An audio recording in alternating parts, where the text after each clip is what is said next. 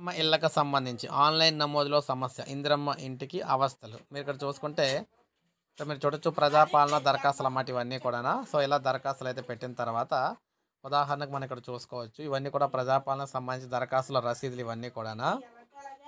అయితే మనకి ఇందిరమ్మ ఇళ్ళకి సంబంధించి ఆదిలాబాద్ మనకి అదేవిధంగా మిగిలిన అన్ని రాష్ట్రాల్లో కూడా ఇదే ప్రాసెస్ అయితే ప్రెజెంట్ అయితే కొనసాగుతోంది. ప్రజాపాలన దరఖాస్తులను పూర్తి స్థాయిలో ఆన్‌లైన్ చేయకపోవడంతో పేదల్లో లబోదిబోమంటున్నారు. ప్రస్తుతం ఇందిరమ్మ ఇంటి కోసం దరఖాస్తుదారులు ఇంటికే సర్వేయర్లు వెళ్లి యాప్‌లో వివరాలు నమోదు చేస్తున్నారు. రాష్ట్రం ప్రభుత్వంలో ఇందిరమ్మ ఇళ్ల కోసం దాదాపు 80,00,000 దరఖాస్తులు వచ్చాయని ప్రకటించింది. మొదటి విడతలో సొంత స్థలం ఉన్న దరఖాస్తుదారులు నిరుపేదలను గుర్తించి ఇల్లు మంజూరు చేస్తామని ప్రభుత్వం ప్రకటించింది. కేవలం ఆన్‌లైన్‌లో నమోదైన దరఖాస్తులనే సర్వేలు పరిశీలిస్తున్నట్టు వెల్లడించారు. రాష్ట్రంలో పలు చోట్ల తాము కూడా ప్రజాపాలనలో ఇందిరమ్మ ఇంటి కోసం దరఖాస్తు చేసుకున్నామని, తమ వద్దకు సర్వేలు ఎందుకు రావటం లేదని దరఖాస్తుదారులు ప్రశ్నిస్తూ ఉన్నారు.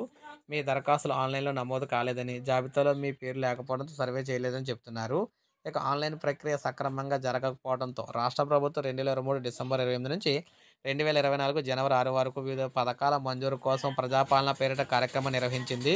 ఇందులో మహాలక్ష్మి, రైతు భరోసా, గృహజ్యోతి, చేయూత, ఇందిరమ్మ ఇళ్ల కోసం ఒకే దరఖాస్తులను తీసుకున్నారు. చాలామంది వివిధ పథకాలకు తాము అర్హులమని ఈ దరఖాస్తులో టిక్ పెట్టారు. దీనికి సంబంధించి రసీదులు వారికి అధికారులకు అందించారు. ఈ దరఖాస్తుదారులను